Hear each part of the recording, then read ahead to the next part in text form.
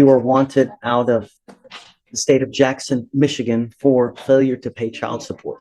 I was shocked that I was shocked when I found out that they have the warrant, which if I knew I would have done something to take care of it. So I was unaware that they had that for Well, me. I gotta be remiss that they don't file child support warrants until it's just at the end of the line where they've told them over and over. They don't just willy-nilly file child It support was being warrants. taken out from my pay stub. All of a sudden it stopped. I went to my employer to find out why it wasn't taken. They said it wasn't them that started. So I assumed that they started themselves. So I had that's why I was clueless about it. And that was my thought process too, Judge. She was getting it garnished. So it's stopping out of the blue. She didn't really know why it stopped. It doesn't stop out of the blue. There's got to be And she doesn't have the power to stop it either. Regardless, we're not here to fight the underlying case. You're wanted for failure to pay child support, and I think that you have something else. Well, part of it is the feasibility for her returning because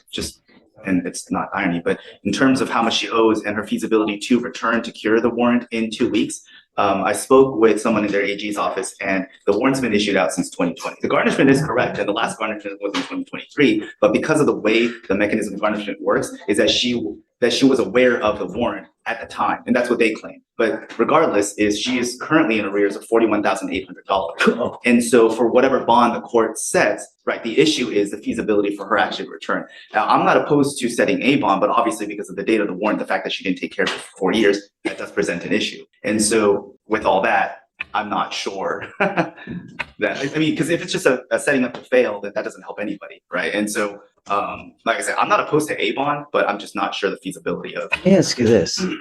Are they really going to come and spend $4,000 to come get her on a child support case regardless? She sent a voicemail to me, and that's why I stepped out for a second, is she said they want her held at no bond, and they said they're going to come get her because of the sheer amount of the arrears. Really? 41,000, apparently it's enough for, there's a voicemail right now that she just called my desk line, it goes to my email. Still on her. So unless something changes from, So what say you? Well, Your Honor, it is child support. I mean, if it was something, I'm not sure how we know she knew about the garnishment and about the warrant itself. This is something that she was paying before it was being garnished. And if I don't believe she knew that she had a warrant out for her arrest. I'm not sure she knew. I don't know how Mr. Day is